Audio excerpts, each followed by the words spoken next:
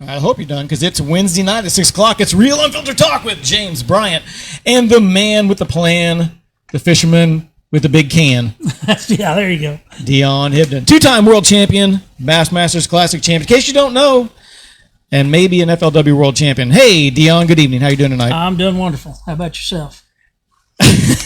You don't even want to know. Really? Yep. So we start this with, how did your week go?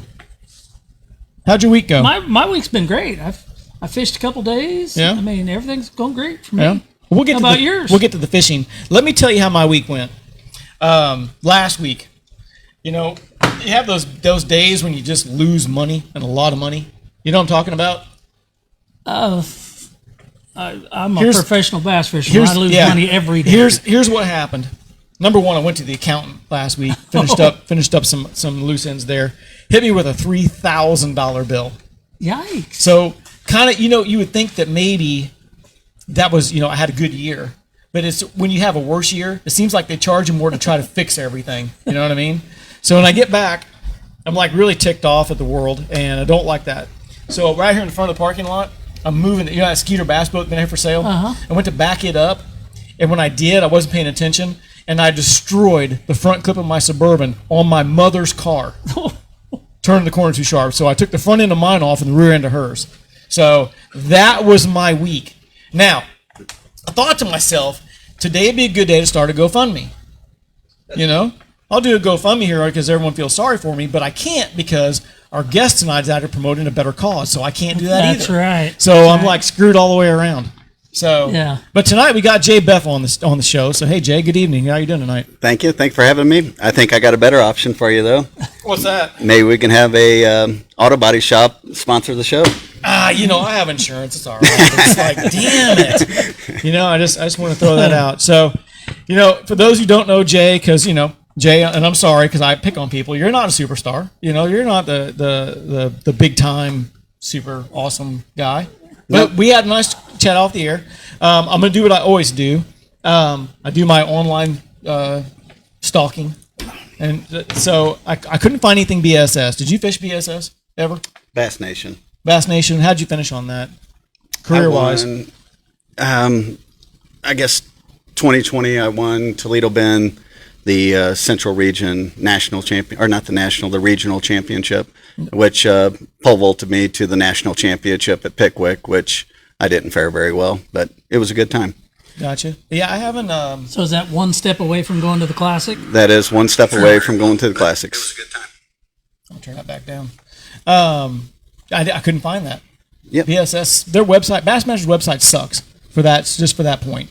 But I did find you the FLW side. 32 total events with the MLF, 3 top 10s, 2 at Lake of the Ozarks, 1 at Table Rock. Sound about right? Yep. Career earnings there are $7,142. You killed it, bro. Oh, yeah. Killed it. Good. Yeah. But I'm only negative $250,000. I had a guy one time. I said he used to come in the store all the time. He's dead and gone now, but I asked him one time. He fished BSS in the 80s, and I said, "What's the most you ever spent, or the most you ever made?" He said, "1 year I won $150,000." And I said, "Really?" He said, "Yeah, it took me $650,000 to get there." And I'm like, "Yeah, that's part of it." So, yeah, Luke Foley says hello, by the way. So you can't see my screen, but hey, Luke. So cool. So, gosh, I don't even know where to go with this one. I really think that's the coolest thing about fishing. Dion helps out. He's the MC at the Warrior William Project tournament that we're going to talk about a little bit here later. But, knowing him from Missouri and actually getting to know him a little bit, he can be intimidating. He's one hell of a fisherman. So, you read off his titles before, Bassmaster and FLW Cup winner.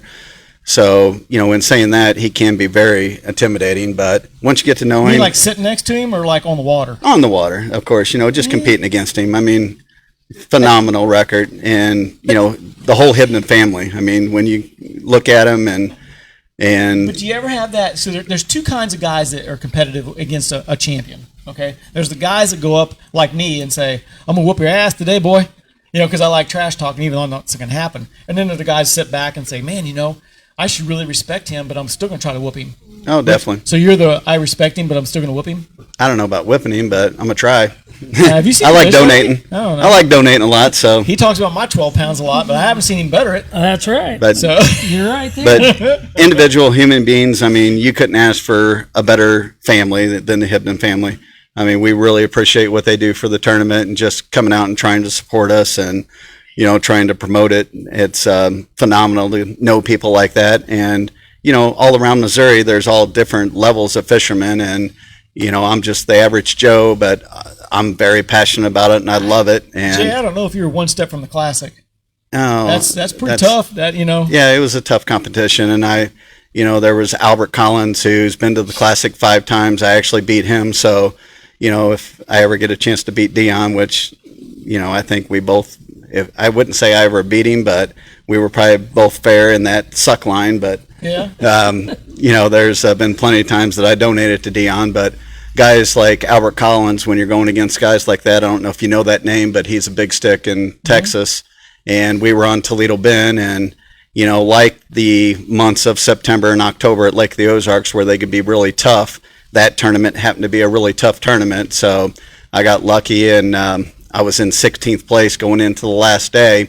And the last day I ended up dropping the biggest bag of the tournament at 19 pounds. And I went and looking for rock that we fish around here during the fall time and actually caught 2 6-pounders on my first spot with a Chapo. So, that really pole vaulted me. And What year was that?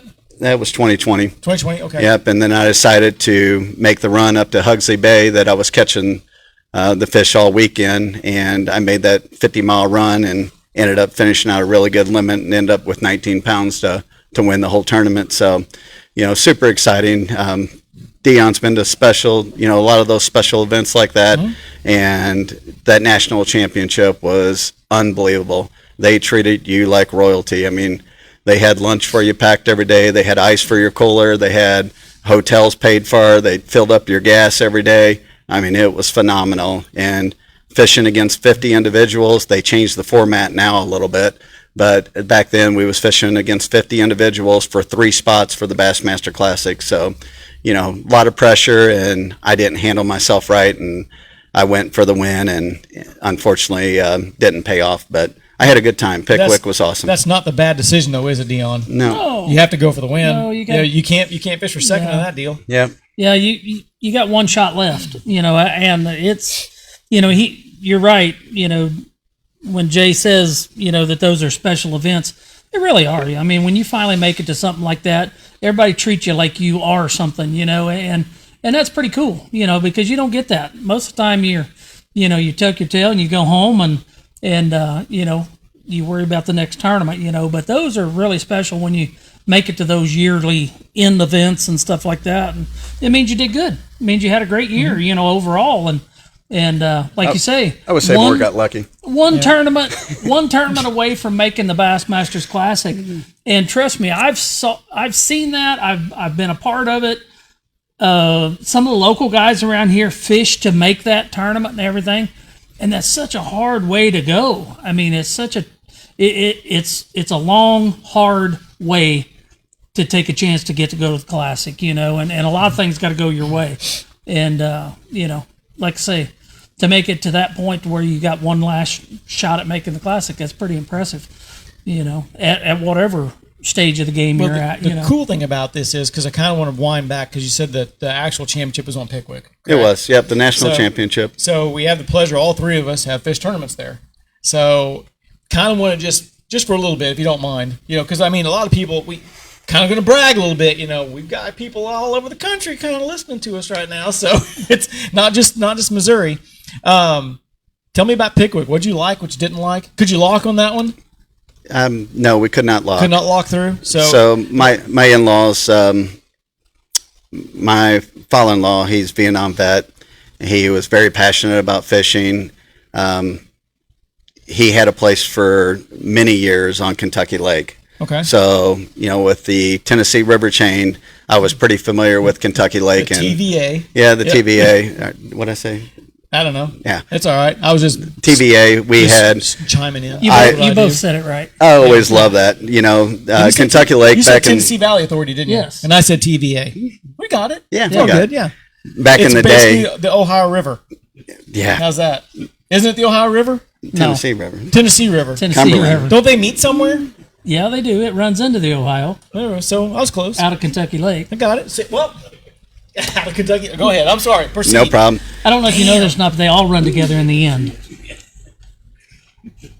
They all poop out in the Gulf of Mexico. Yeah. About Big that. Got ocean. it. Got out of the Mississippi. So Doesn't the yeah, you're Ohio and close. the Kentucky run into the Mississippi? Don't they all converge and then Yeah. dump in? Yes. Yeah. All right. Have you ever looked at a map? Like, dude, I'm just giving you a hard time. Actually, have you ever Doing looked at this. have you ever looked at the river chain? You can actually take a barge from the Yes. Gulf of Mexico all the way up to the New York. Correct. I mean, it's unbelievable how you Yeah. can travel in a waterway throughout the U.S. So I'm sorry. So No problem. Your father was a veteran, loved to fish. No, He my was father-in-law. Kentucky- Father-in-law. Yeah, so they had were at Kentucky. Yeah, they had a place on Kentucky Lake for over 40 years. I mean, back in the heyday, the FLW days, Kentucky Lake was the place to be, of course. And it's really come back. It has come That's back. good. Yep. So I had a little bit of experience there. You know, the ledge fishing was unbelievable. Are you a spoon guy? Big spoon, I've thrown Yeah. a big spoon. On those ledges out there? Yeah. I heard that was a big thing. So I'd rather just go to the house and have a cocktail than throw a spoon on a ledge. Blech. Yeah, I but don't you're know. not friends with the guy he's friends with. yeah, Mr. Big Spoon. Gotcha. Yeah, so- Gotcha. I did. Mr. Big Spoon. With all my travels, you know, that's the coolest thing. We have a core of fishermen here in Missouri that, you know, there's all different levels, and you get to know some of them, really awesome guys. But outside that, you know, there's a lot of cool people outside of that. So one of my good friends that I feel is still today a good friend, so I can call him right now, was FLW pro Randy Haynes, who basically left FLW at a controversial moment. He was a really good friend of mine. Do you He know was about that, Dion? Yep. I fished a tournament. But that's the same thing that I said happened to me at Kentucky Lake with Kobe Krieger. Remember I told you that story? Same thing. Except I just didn't put it on the trailer and I wasn't leading. Yeah. I was in last place. But still. Yeah, Randy was leading the tournament. Yeah. So, You fished that tournament? Yes. Crazy. I did. Nice. Yep, unbelievable guy. Randy is probably the most humble, nicest guy you will ever meet. He's in the flooring business. I'm in the flooring business. His wife's a nurse. My wife's a nurse. So we hit it off pretty darn good. We traveled. Back then it was called the American Fishing Series, which is now the Toyota Series. I threw my donation in for that, and I ran that as a boater for a couple years, but also during that I fished the FLW series as a co-angler, and you know, got to develop a really good friend group. Randy was one of them, and of course he is, before, you know, back when side scan and down scan was very popular, he knew that like the back of his hand. Phenomenal ledge fisherman. I mean, he basically, I feel like, basically grew the electronic world tremendously compared to what it's taken a big jump now, but I don't want to get into that. But, Sure. you know, Humminbird and Lowrance, I mean, he really put on the map, and I mean, electronic sales boomed at that time. And I would say that was probably around 17, 18, maybe a little bit earlier. Yeah, probably a little probably earlier. there. than that. Yeah, probably a little Yeah. earlier. He won one on Eufaula that seemed like in the early teens, but maybe not. I'm not sure. But Randy just dominated things. When it was offshore, Randy was going to be in the top 5, you know, Definitely. almost every time. So, But in saying that, knowing that with that national championship coming up, of course, it was the wrong time of year for ledge fishing. So Randy was straight up with me. Oh boy, I'm not going to be able to help you much. So you're shit out of luck. So of course, you know, he helped me a little bit, and But not a whole lot of ledges on the river. On Pickwick. I mean, oh no, you're wrong all about it that. is. Yes, Pickwick, it's nothing that's but ledges. unbelievable, phenomenal ledge It's the fishing. greatest ledge how lake far down? all over it, from top I mean, to bottom. from the dam for the first few miles or some on that north side, but I never fished down that far. Oh, Yeah. you go. I never Go went all past the the way to the Coburn dam. steam plant. Fished the horseshoe and on down, and I never went down. There's probably less to fish up there than below there. That would explain the 198 then, wouldn't it? Yes. Yeah, unbelievable. That makes a lot more sense now. Okay. About, Yeah. I think it's been 2 years ago, I actually got to go down and fish with him again. We talked about fishing multiple times together, and I never took him up on it. And he's basically kind of retired. I mean, he's more into riding side by sides now than anything. And it's one of those guys that, you know, you would like to know 10% of what they forgot. kind of moment. And, with him, it's just phenomenal, just to be in the boat with him. And I got to go down one May with him, which May is known for excellent ledge fishing. And we easily had 3 days in a row over 100 bass. And the biggest one was 9 pounds.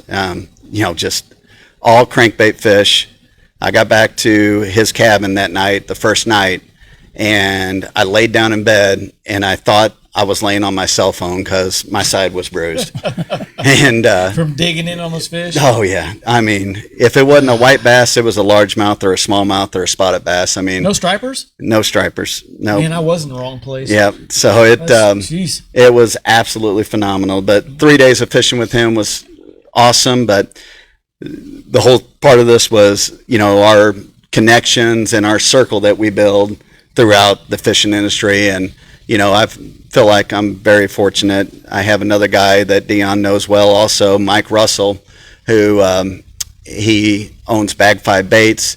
Back in the day, he actually had a pipe fitting company, and he shut that down, had a, well-ran business, 14 employees, and he just got tired of the day in, day out business of, work comp and insurance and so forth. So he shut it down and became a custom painter known as Bag 5 Baits.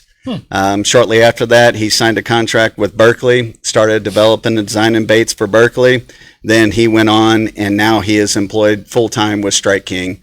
So he's one of the main designers of baits for Strike King, and on a regular basis, he works with Mark Mendez, Kevin Van Dam. I mean, it's pretty awesome what he does, and to be able to see his creations, with having to come out with, I mean, you walk over here to the tackle store and you see 900 different colors. Well, it'd be pretty hard to come up with a new one because I think they pretty much have covered every base on that. But he manages to do it. We only have 13 colors over here. We have a small store. Not 900, just like 12. And then we were sold out of most of that, so it's like 7. But anyway, that's beside the point. Those are the guys that it was kind of fun when my dad was, at the top of the food chain and everything. When my dad would sign on with somebody, that's the guy my dad wanted to meet. He didn't care about the people who wrote the checks at all. He wanted to meet the guy who come up with the right ideas, and that meant more to him when he would go with somebody to get with somebody that actually had some innovation about them, something that and like I say, every rod company I was ever with, my dad would be, okay, who's the one who designs this stuff? Yeah. Is it me? Is that my job, or is that your job? And if it is your job, I want to meet that guy, because we're going to have to talk. And it's the same way with bait companies. You go to bait companies and different things, and back when my dad was, big and huge in this deal, they all came to him, wanting him and stuff like that.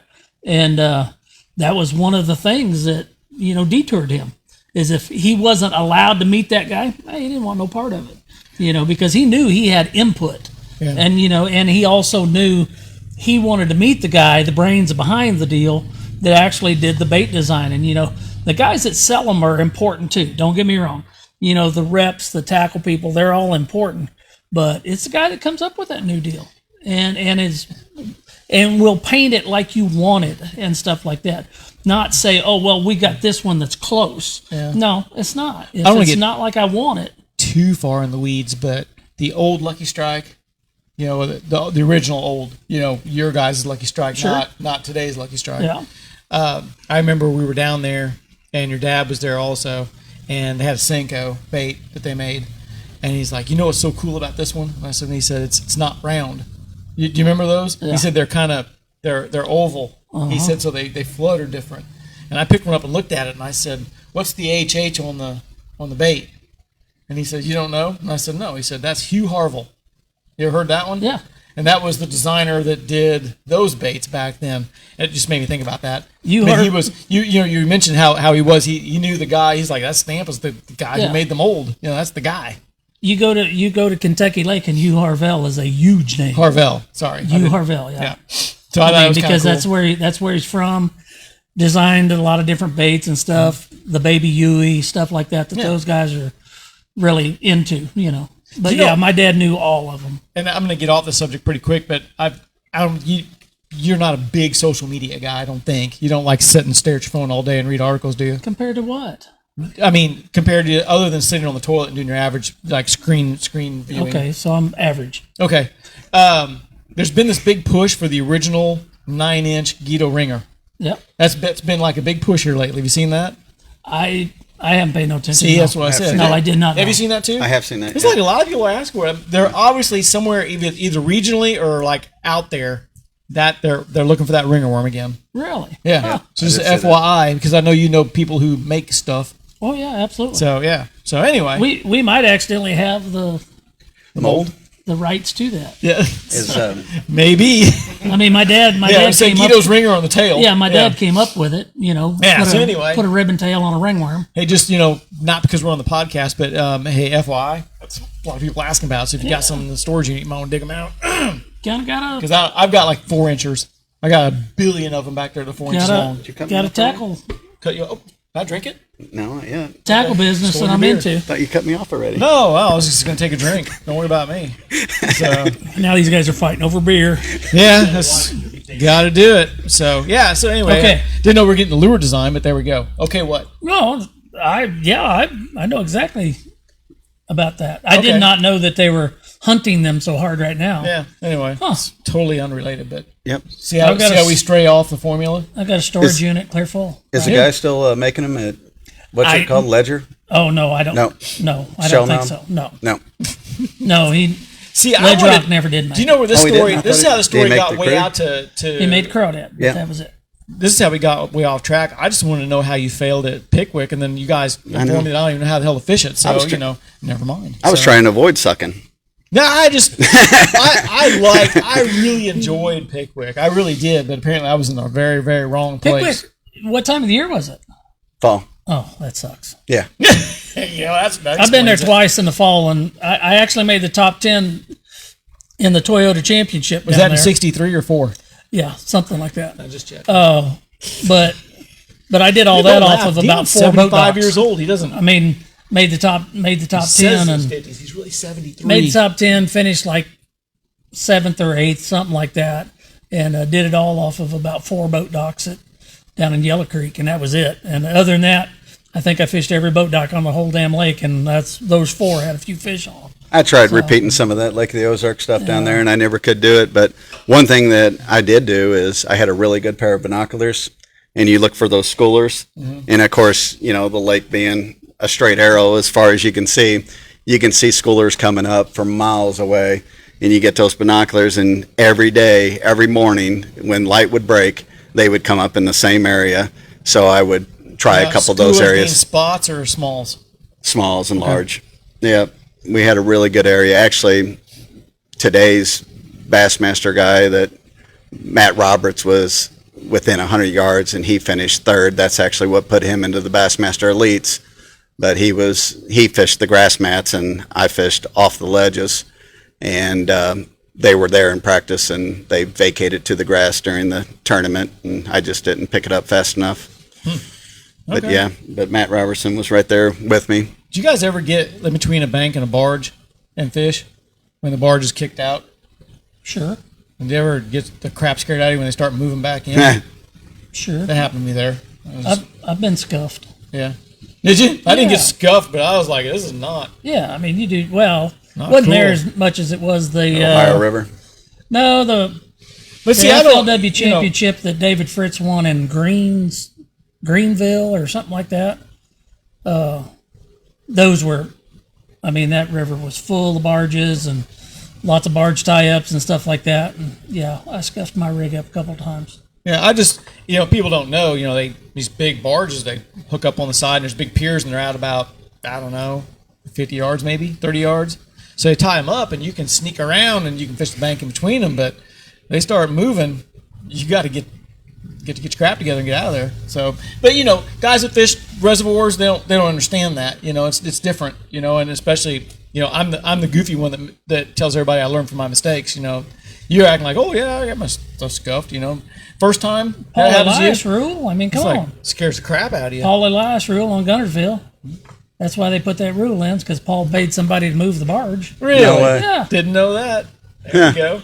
And as soon as that happened, it became officially illegal. And it's like, You cannot pay people to help you. and it's just like the Red River. If you're on the Red River, Sure. barge comes through, you better get away from the bank and end up in the field. It'll throw you up on the bank. It'll get you, man. So I mean, it's different kinds of fishing. So if you ever want to have a show on barges, we can do a whole podcast on how to fish a barge, right? I know on Ohio River you can catch a fish on a buzzbait behind them. That's for sure. Yeah. So you remember I talked about the Coburn steam plant? Yeah. There was a tremendous fluke bite in there. And of course, I didn't know how to fish a weightless fluke back then with the stinger tail, but I decided to do it anyway. And this is my Pickwick story, getting fleeced. I think her name was Janice Arnold, if I remember right. She was a bassing gal back in the day. Now, if you remember them, the women's pro bass fishing. So we're back there and we're messing around, and I threw a buzzbait and this fluke, and I'm catching stripers, 10, 15 pounders, and I'm like, surely this fish be in there, and there's 5 or 10 boats in there. And she finally says to me, she said, "You done yet, son?" And I said, "Excuse me?" She says, "Are you done yet?" And she goes, "They're running water out there. I suggest we get out there." Well, if anybody's ever fished a steam plant, there's current running out, and I just didn't notice that the lake had dropped, and I'm not totally stupid, but I missed that one by a mile. So she said, let me show you where those fish live. All right, show me the resident fish. So we went back up to the dam, and there's those islands that are out there. We fished one of the tail current islands. She said, "Line up right here." And she accomplished with a Bandit 300, not a 200, a 300. She fleeced my ass and filled the limit of boat, because that was pre-spot lock. So I'm lining up. She's making a cast.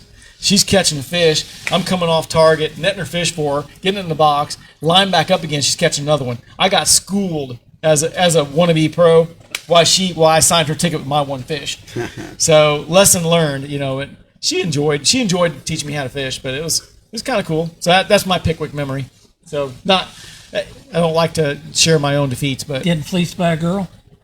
she was that an the moral of the accomplished. story? I'm just She getting was it. an accomplished angler, and those bass and gals took Yes, that I do. seriously. Yes, they I were do. very serious. So I won't say fleeced by a girl, but yes, Fleeced by a girl. fleeced That's by the a only girl. way I can read it. Smoked me. Oh my God, it was happens. bad. It was bad. And, Don't forget, I took my mom to practice for the classic with me. She beat me every day. been there, heard that. Yeah. Yeah. So see, You ever been beat by a girl, Jay? Oh, my wife beats me all the time. No, I I'm mean not ashamed fishing, of it. not physically. Oh, both. Both. Yeah. So My wife can catch them. It's crazy. And every time she's been slacking a little bit this year, but the last couple of years, seriously, every time we go out, she catches a 5 to 6 pounder. She can fish. No, not. Yeah.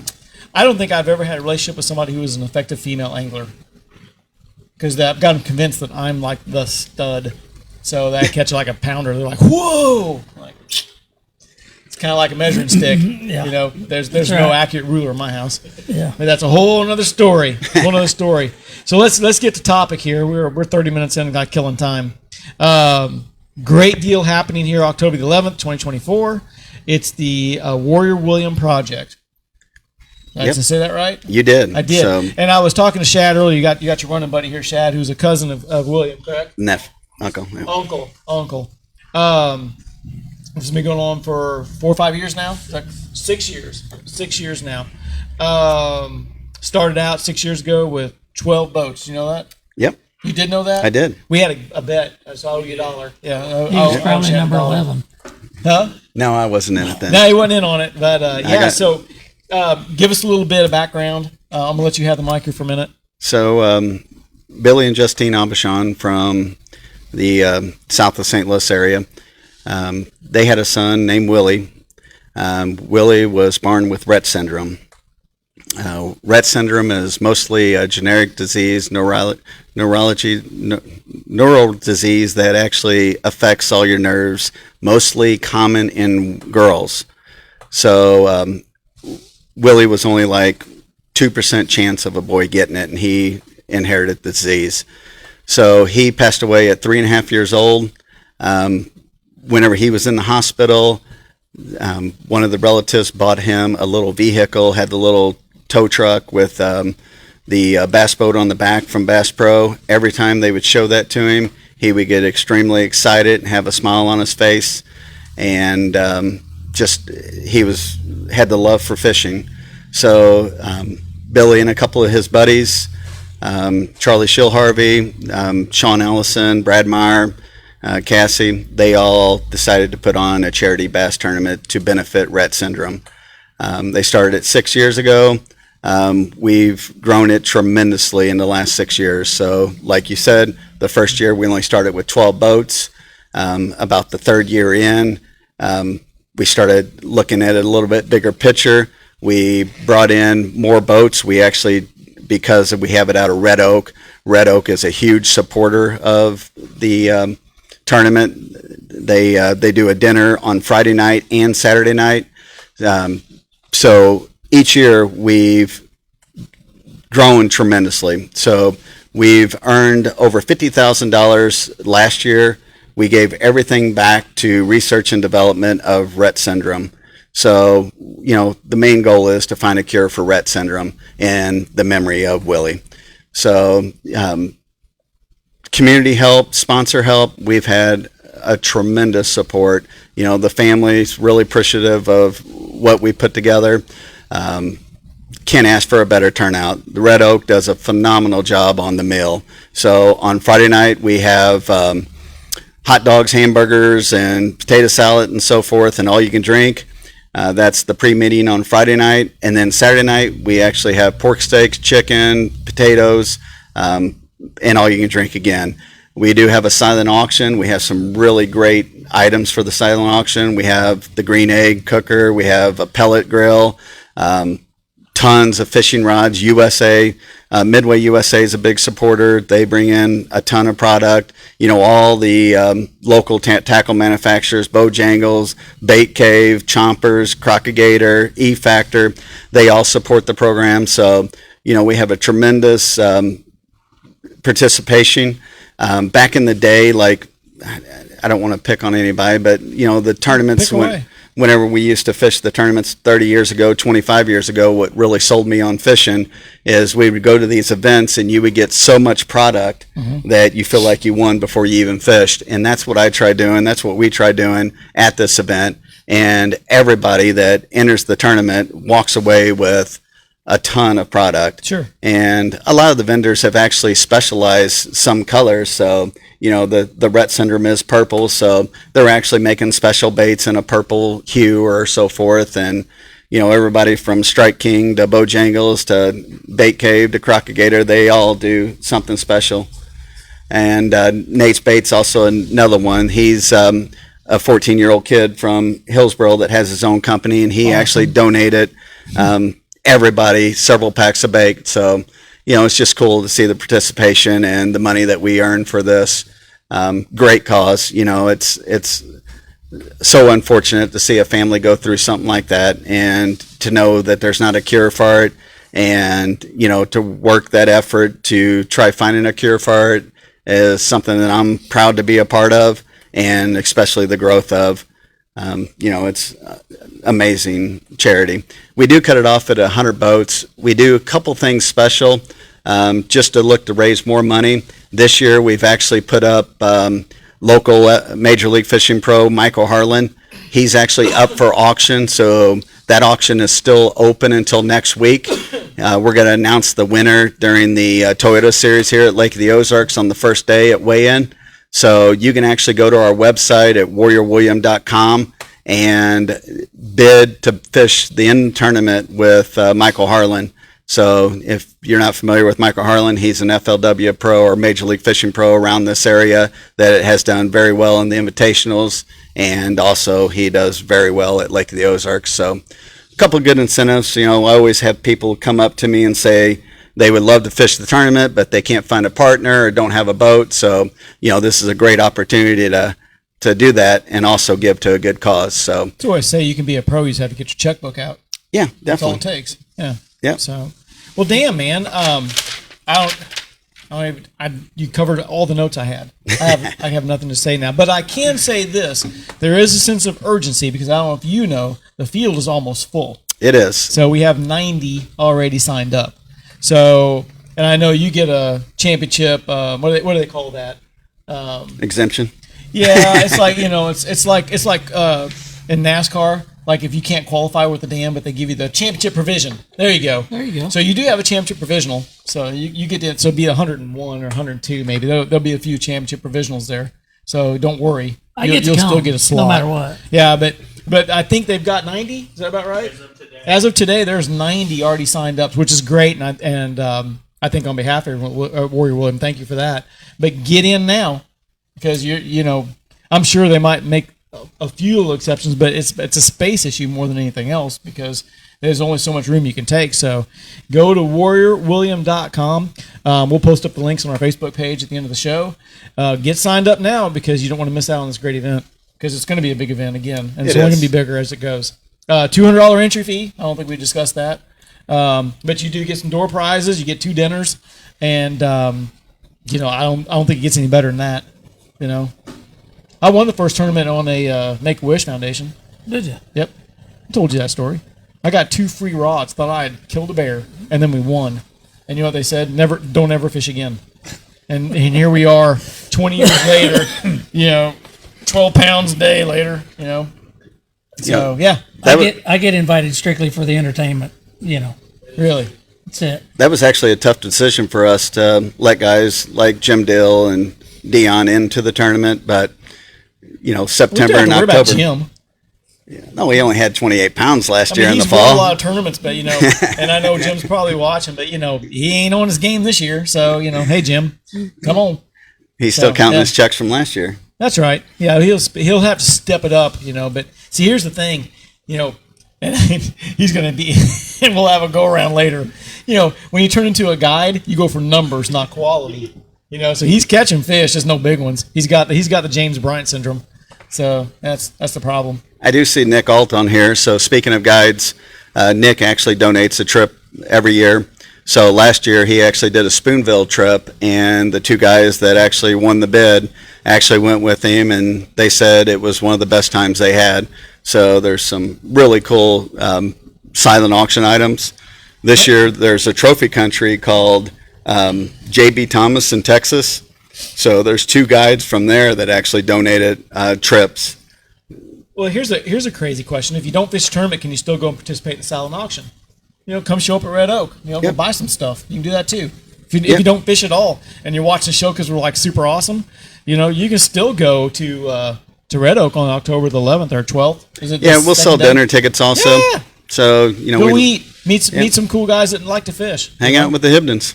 Hang out with Jim Dill. Yeah. I don't know. Some of the Hibdons are all right. His stories are good, but you just got to differentiate which ones are true or not.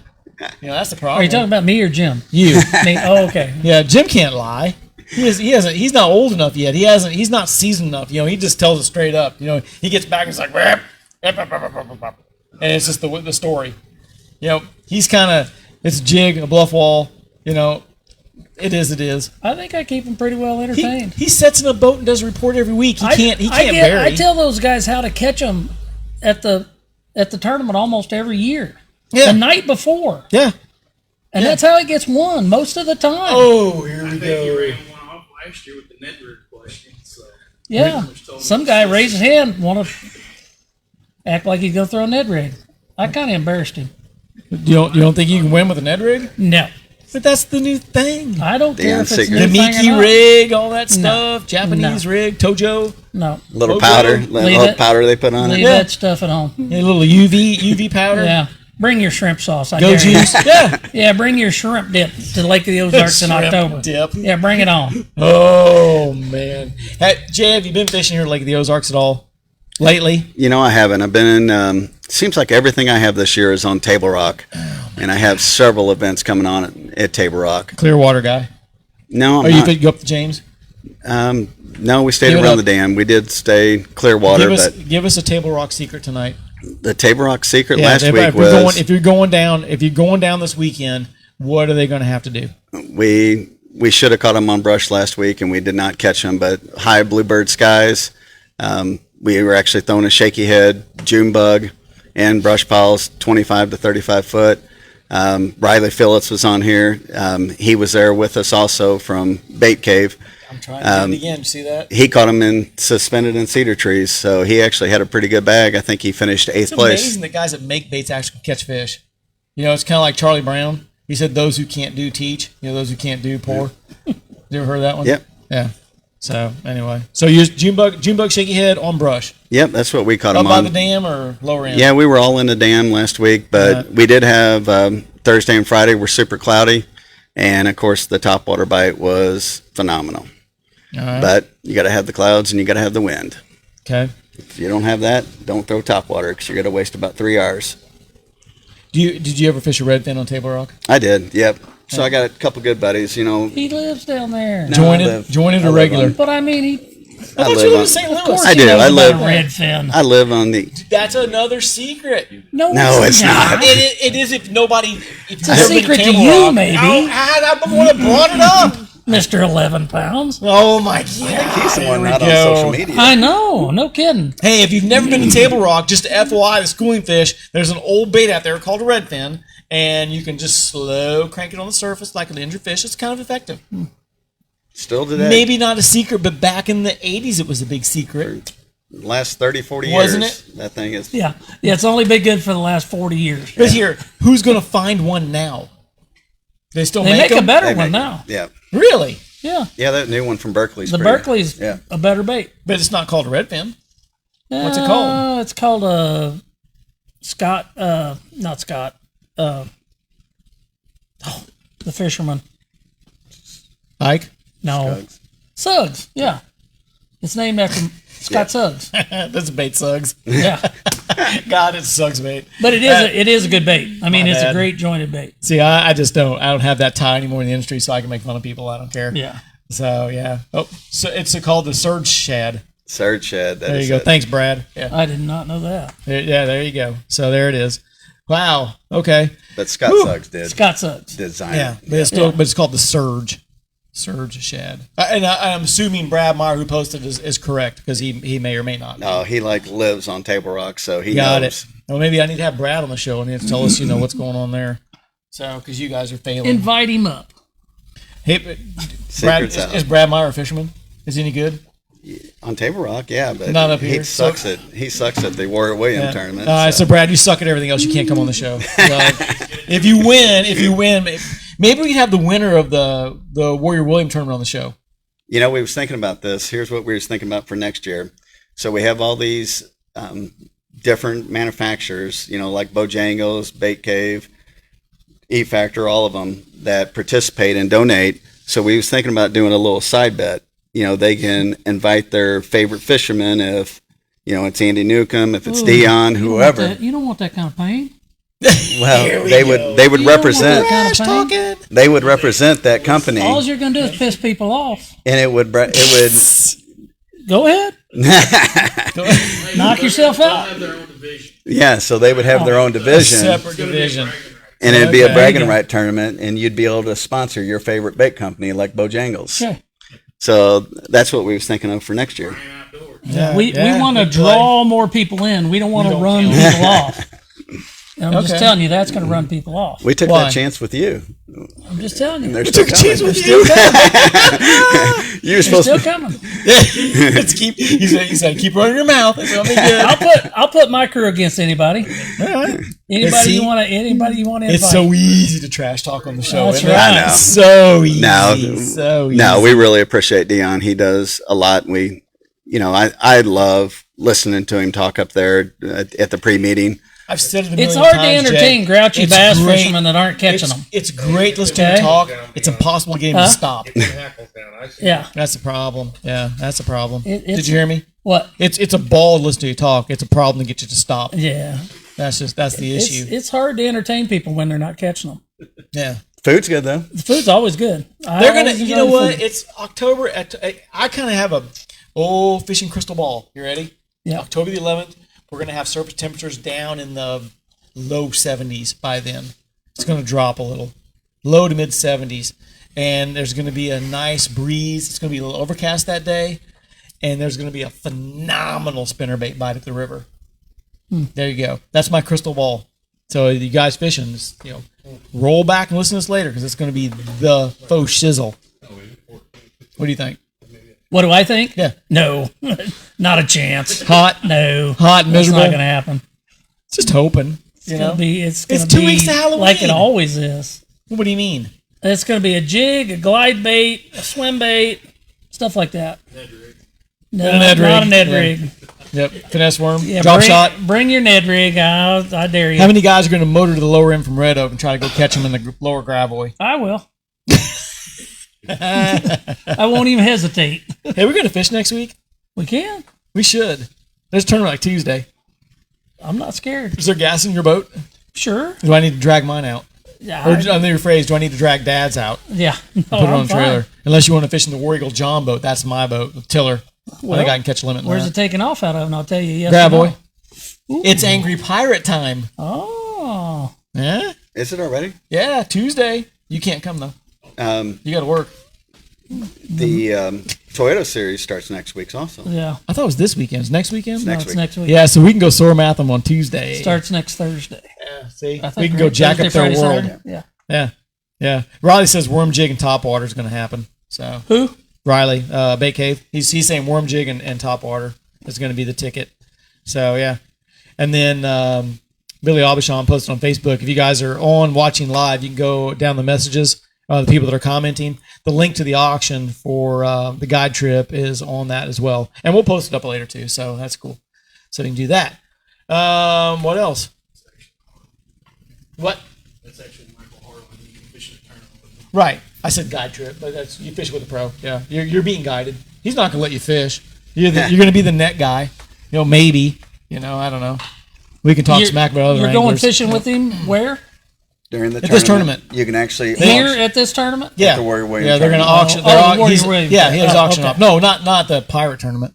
No, I didn't know what you were talking about. I'm shifting around. I'm reading. So yeah. So yeah, we can go Tuesday. You gonna come down? I don't know. Fish pirate? I got to work a little bit. We'll I get got it to pay done. the bills. Pay the bills. Speaking of pay the bills, is it time for shameless plug? Don't forget Lloyd, Hiawatha. Well, that being said, kind of screwed up last few weeks Why is that? with Hiawatha. I missed somebody. Who? June. Oh, Yeah, I was in trouble. I think Lloyd got in trouble. well, as he should. Yeah. So our best sponsor ever on the 67-mile marker of Little Buffalo's Hiawatha Beach Resort, and Lloyd Morgan and his lovely wife June, who right. always brings us Christmas cookies, who always takes care of us. The two of them are sponsoring the show, Yeah. not just Lloyd. I always say, "Hey, go see Lloyd," but I forgot. The boss is watching too, and I apologize, June. We made a huge mistake there. So yeah, so June and Lloyd, great gas station, great place up the river, 67-mile marker. Check them out. That's the little marina up there. Oh yeah. He was real Yep. good friends with your dad, wasn't Absolutely. Yep. he? So, Our number one fan. He's 137 years old too. so Yeah, Shad and I were up there last year practicing for the Warrior William, and we just pulled in there to get a bag of ice. And an hour later, we finally got out of there. Oh yeah. But some great stories. He had probably 20 brand new Daiwas sitting in the little closet, ready to go. Yep. He's still hitting it hard. He's our greatest fan. That's for Yep. sure. He But- is. So we thank you for all his support and everything. I'm surprised he didn't try to lead you astray a little bit. He did. It Try didn't to- work out. Try to lead you astray about getting out of there somehow. Oh, they're not biting up here. Yep. He asked if we were fishing a tournament because we weren't staying if we were. So. he looks after Lawson pretty hard. Yep. And he's pretty savvy on the bite up the river. Oh, so yeah. if you can just Yeah. get it out, if you can, is the word extrapolate. If you can extrapolate it out of him, you can do that. Of course, pat on the back here. Thanks for the wonderful studio here at Brian Osage Outdoors here on Laurie, Missouri, for giving us this free space that we like to utilize. Thanks for the guys that show up as always. Got any sponsors? You want to plug? My checkbook. That's about it. You're the back pocket. Yep. Warrior William. It's still my favorite story. When I was doing MC work, when we were doing the crappie circuit, it was a guy, and I might have said it on the show before, but if not, I apologize. But this guy was a hoot because he was very bitterly divorced. Okay, bitterly. I mean, this man hated this woman. which I don't know what her name was, and I can't remember his name, but every time I'd said, you know, up to stage is Jay Beffa, example. You know, he's got 7 crappie to the scale. It's 9 pounds, 67 ounces. How was it? It was tough, you know. How are conditions? Terrible. Is there anybody you'd like to thank for your day? He'd always say, and I quote, he would say this, I want to thank my wife for divorcing me because now I can go fishing. And he would say it every time. He'd be like, Bethany, I hate your guts. And he would walk off the stage and was like, oh my God. And every time he just, like clockwork, that was his speech. You know, he had a scary shirt on. You know what a scary shirt is, right? You never heard that term? No. Okay, we call them scary shirts around here. That's whenever Jay Patches. rolls up, he's got all his patches on his shirt, and we all go, ooh, I'm really scared. Here comes another pro, you know, because he's got his 5,000 patches on there. And some are, you know, respectable. I mean, I guess. But, nah. I'll wear my barbecue stained T-shirt with my 12 pounds, and I'll show you guys up any day. Yeah, as long as the little cap's at 13.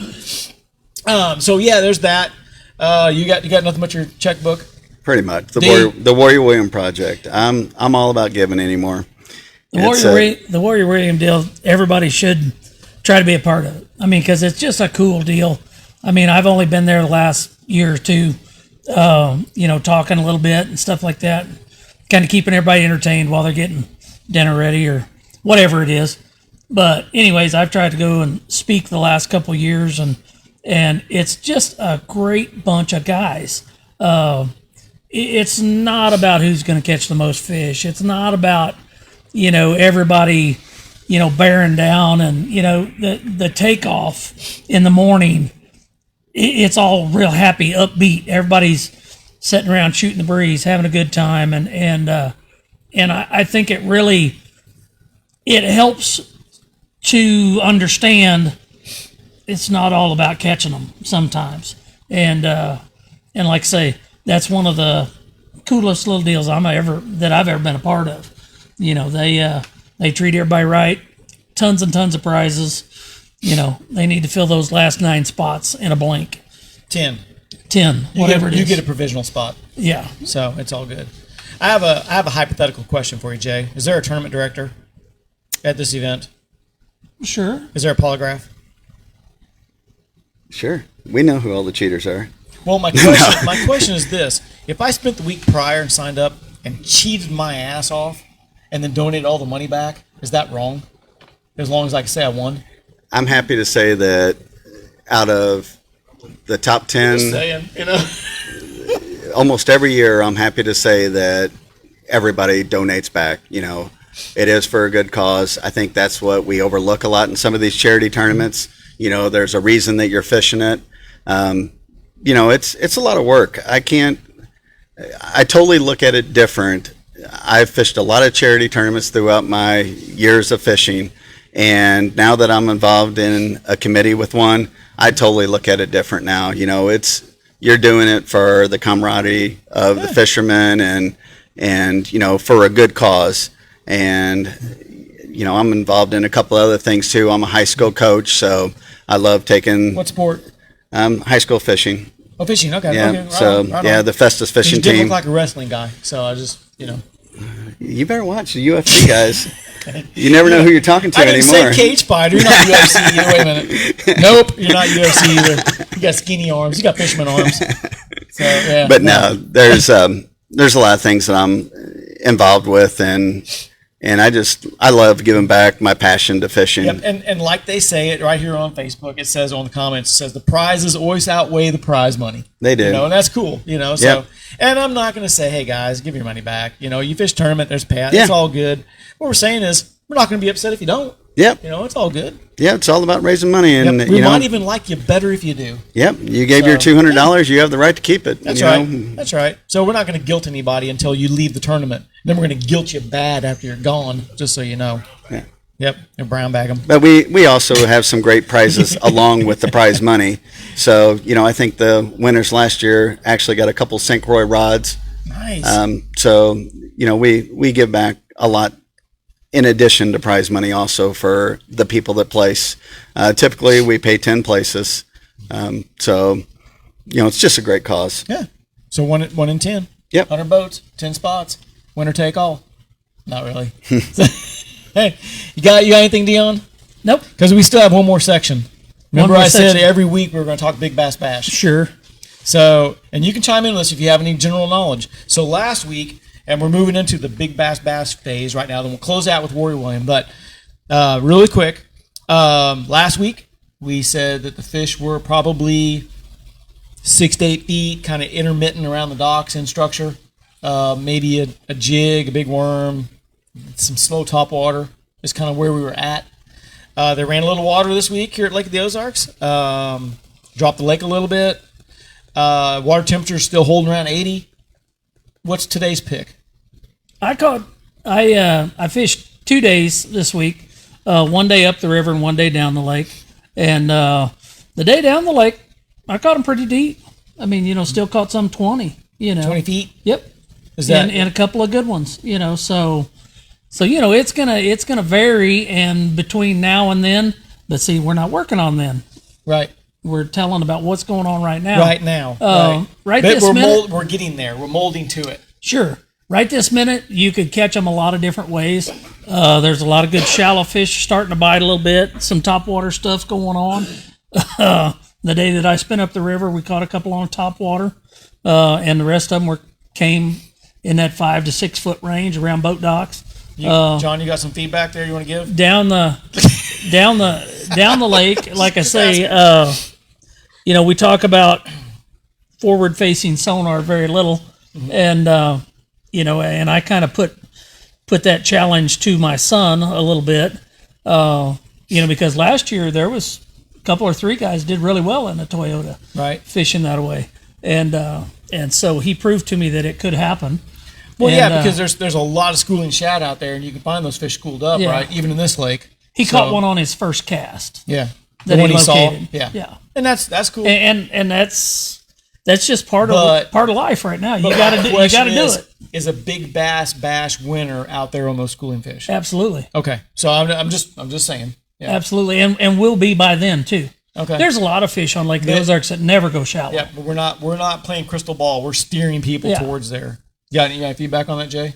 Are you seeing where we're going with this? Yeah, we're definitely. letting people, because not everybody can pre-fish every day. So what we're trying to do is if people can go back week by week and kind of look to see where we're progressing, because we've been on the water, we can see that. I'll be on the water Saturday, so I'll have some feedback on how to catch 2-pounders. And 11 gonna pounds? be 11, 12. I think my bite's coming on. Could go over 12 this week. Yep. Huh? I'm thinking might be all right. Because see, here's the thing: the guys who are fishing upriver right now, they're running into that what I call the pushing the bait phenomenon. Do you know what I'm talking about? They throw chatterbaits, the spinnerbaits, and crankbaits, and they literally the water's pretty clear. They're seeing these big fish come out and push the bait with their mouth closed. You know what I'm talking about? Sure. My bite's about to come on. So, that being said, so those bigger fish, and I've had at least 4 anglers come into the store this week saying, I saw these big fish come out and flash my bait. And it'd be a spinner bait. It could have been topwater, swimming a jig, but they're all just not quite dialed in on that fish. But they're where they need to be, not biting it yet. That's always a key around boat docks. Yeah. Making them get a hold of it. That's right. You can see lots of fish. Sure. I mean, you can do that on. But you can agree the you last can do couple that of on the weeks. low end of the lake also. Yeah, but you can agree the last couple of weeks those fish haven't really come out like hard charging and just pushing that bait. No, Yeah. and we're still pushing it. It's Yeah. still early Yeah. for that. You ever heard that term? I You've have. seen it, right? I've seen it last weekend. What's the fix? How do you fix that? If you're out in the water and you see a fish come out, no matter what approach you're giving it, and you see that fish come out and either flash it, short strike, or actually push it. And I've seen fish with their mouth closed push it. What's your adjustment? You got one? Dion's 12-inch striker hook leader.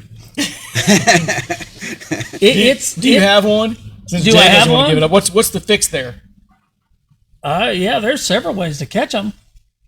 I caught them that way up here the other day. Yeah, Caught several of those fish. yeah. I'm not going to tell you though. No. There we I'm not go. gonna tell you. All right. Yeah, because There's a lot of things. There's a lot of things that I are do. any Hibdons fishing Toyota this next week? Yeah. Lawson. Okay, so I get. So you have to give a disclosure. Sure. You guys have been practicing. They can't give Absolutely. it up just yet. But we'll talk about the after Toyota. I took a guide trip. You'll tell us after Toyota, won't you? Yeah, sure. Okay, all right. I took a guide trip last year and I took out an 18-year-old kid. His grandmother hired me. I took him out. We went out, and at about 10 o'clock, we had caught 3 keepers out a little bit deeper, throwing a big worm around and stuff like that. And me being a guide, I decided, okay, I'm going to take this kid and show him how to catch fish. Mm-hmm. And I took him and I showed him how to catch them swimming around the fronts of docks. I did it in the Niangua, so I wasn't that concerned about where we were at. But I took him, we caught him. I mean, he ends up catching 17, 18 pounds for the day's out. He had the day of a lifetime after we went and did that. And then it dawned on me all at once. It took me 30 plus years to figure out how to make that fish bite me off the front of that dock. Right. Okay? And I gave it to him for $500. I gave that to him in 30 minutes. Yeah. And I'll never get that back.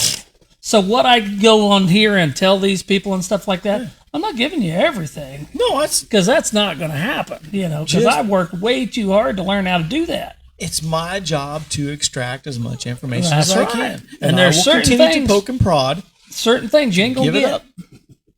Since he wouldn't give me anything other than a shaky head and a brush and table rock, I thought I'd at least try to get something for these big bass bash guys to get an idea. So you guys both have let me down. I think that's how it's going to be won. Big bass bash, sliding a little worm underneath the docks.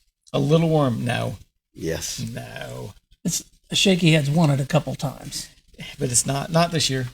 Yep. The shallow bite has... Remember the foreign guy that did the YouTube sensation, came in and hit with a big swim bait? Yep. It's the year. It's coming back. Somebody's going to glide him. That's what I think. Too many people doing it, really. Yep, there's too many. Too many. A glide bait 2 years ago was pretty novel. It was kind of a new idea. It's not anymore. That pushing, they're doing a lot of that pushing to that glide bait because they've seen so many. You have a whole rack of them hanging over there now. Yeah, I know. How many did you have hanging there 2 years ago? None. There you go. Yeah. That's why. Well, I take it back. Yeah, I had... Anybody can come in and buy one now. 2 years ago, and you had to know where to get them. And they were $125. That's right. Minimum. The minimum was $1.25. $125 was a cheap one. Now, thank you, Berkeley. They're $14. That's right. So, yeah. Now you can go buy a Spro for $25. Dude, do you know Taiao by chance? You heard the name? So when I was out doing Wild West Bass Trail, I saw him when he was a rookie fishing that trail. I saw him boiling those he was showing them on Instagram, boiling them. Just get them limbered up, get some more action. Soft. Yeah, just so I guess that'd be my tip of the week. We all know about boiling baits, but those they're inexpensive baits for a reason. They're firm, they're harder plastic, but you can boil them and soften them up. You get a little more tail action. I think that I've been just that. So if you guys don't give up a secret, I'm giving up Taiao's secret, which is not a secret. Which I've been jacking with Bojangles for most of the summer, off and on, because Lawson's. My son's messing with them, and they're working together real hard. And the one thing, we made a trip to Kentucky Lake to sell around Kentucky Lake, and the one thing about his lures, if it's a 10-pack of lures, every one of them's good. You can take it out of the package, and you can tie it on and use it. And it's because of how he packages them. Right. The packaging on their lures are second to none. Yeah, they don't just throw them in a bag. Yep. They lay them in a bag with the tail straight, every one of them. Yep. And that makes a huge difference to guys who are picky. Right. Now, on any given day, it probably doesn't matter if one leg's all jacked up to the side and one turns the wrong direction. But sometimes it does make a difference, with the way the bait swims through the water. Sure. And that's one thing. But dude, they do take a lot of time. Every bass angler is picky. Oh, yeah, most of them are. And the reason I say that is because you show me a guy that doesn't have his boxes labeled in his boat, he ain't a bass fisherman. Yours labeled? No. Oh, my. Seriously? I am so unorganized, it's not funny. Do you fish out of a trash bag like he does? I do. I'm super simple. It's not a trash bag. I tell him, Ziploc bag. This guy over here has gotten to fishing the last 4 years, hot and heavy, and I tell him, kiss. Keep it simple, stupid. He asked me what color he needs. I say green pumpkin. Keep it simple. I tell you what, when I open up my compartment on my boat and I look in there, if there's a fresh little white bag or a yellow one, that means I bought it that day. See, look. And so that's the one I'm going to use 90% of the time. He knows. Yeah, my stuff's not all that organized. My dad, Some of it. some of it is. Some Yeah, of it is. The stuff you don't use. my jig box is immaculate. I know where everything's at, though. Yeah, I can pick it up and Remember the last time we string went to it your on. boat, though, you got it wet. That was I not did. good. No, I it's did. not It good. was not a good deal. I do that way you too weren't many happy, times. but I kind of took pleasure in going through all this stuff. Yeah, It was kind of fun. I do that way too many times. I will say I have a place on Lake Kincaid in southern Illinois, and we actually boil a lot of our frogs to make them softer. So it does work. Yep. Chad, do you have more than Jay now? Because Yes. Billy Aubuchon says you might have more than Jay now in tackle. Jay apologizes to my wife all the time. I do. Nicole's on right now. Yeah, Nicole's watching too. And I apologize to her all the time because Actually had a pool put in for Little Willie. Me and my wife were going to build a house. We put a new ground pool in because he could only be in 8 inches of water. And my wife sent some videos because I get out there. That's how I learned how to skip. After these two guys, my first time meeting Dan, I went home, bought all my shit, and I'm skipping across the swimming pool and I yell at all the time. And nobody could hear any of that, and that's okay. But Nicole says, "Yeah, he's got a lot. I'm going to open a store and sell it." So there you go. There you go. So all our wives are the same way.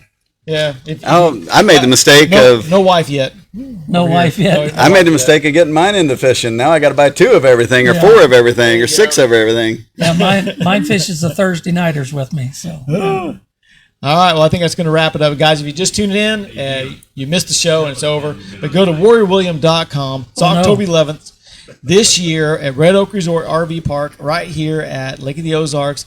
Great sponsors, great organization, and a great cause. Make sure you be a part of it, be a part of the cure. It's a great group of guys, a great event, and we're asking you all to be a part of it and get involved. And with that being said, I think that's all we got tonight. So I'm going to close it with my world-famous poem. You ready? Have you heard this one? I did. All right, watched you ready? the show regularly. Green to green, red to red, all is well. Go ahead. When in danger or in doubt, run in circles, scream and shout. From all of us here at Real Unfiltered Talk, we want to thank you all. Please get on to YouTube, like and subscribe. You can watch this uploaded here in about a couple hours from now. Provided I don't drink any beer when I get home, we'll get you uploaded and good. Other than that, from all of us, including Dion, thank you for watching, and we'll see you next week at 8. We've got Tony Hatton on next week. Tony Hatton, if he gets into town. Great Northern Fisherman. He'll be down here fishing the Toyota. Is going to be on. He's got some good stories. He's kind of a Dion. You know, we don't know what to believe. He's got some stories, but we'll see what's true or not. We'll decipher through that. But you'll enjoy it. Great guest. I've met him last year, so looking forward to having him on. So from all of us, we'll see you next week, and thanks again for watching. Take care. Thanks. Awesome.